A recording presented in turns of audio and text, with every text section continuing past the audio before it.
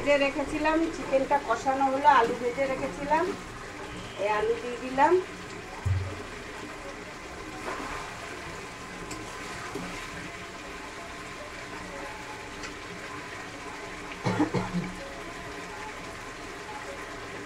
লঙ্কার গুঁড়ো,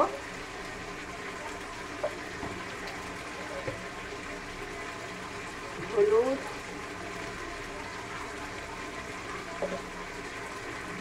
স্বাদ মতো লবণ, এতে দিয়েছি আদা, জিরে, পেঁয়াজ, রসুন, গরম মশলা, গোটা গরম মশলা পেস্ট করে এতে দিয়ে মশলাটা কষানো হয়ে এসছে।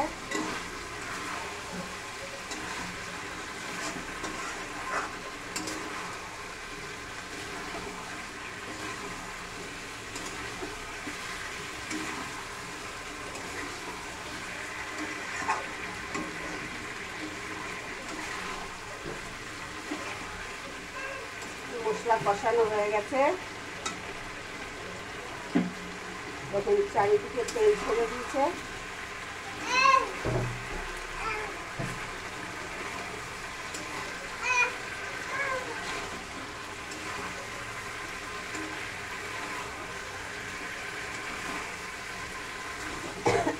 এরকম করে মশলাটা কষিয়ে নিয়ে পাশে গরম জল বসানো ছিল, এই গরম জল দিয়ে দিলাম।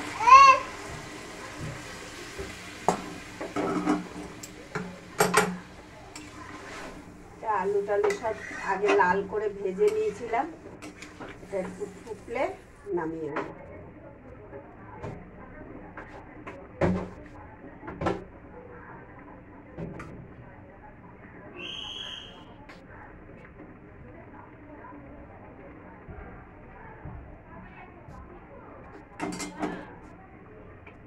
এরকম করে রান্না করবেন। পেঁয়াজ একটু পেস্তা করে রেখেছি, নামাবার আগে একটু পেস্তা দেব।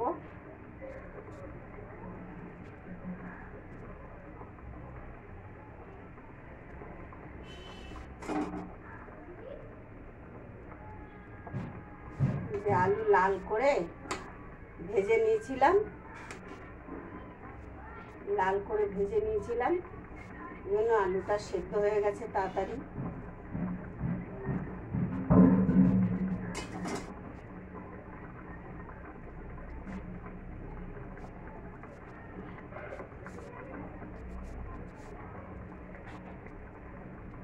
পেস্তা করে রেখেছিলাম, এই পেস্তা দিয়ে দিলাম পেঁয়াজ দিয়ে।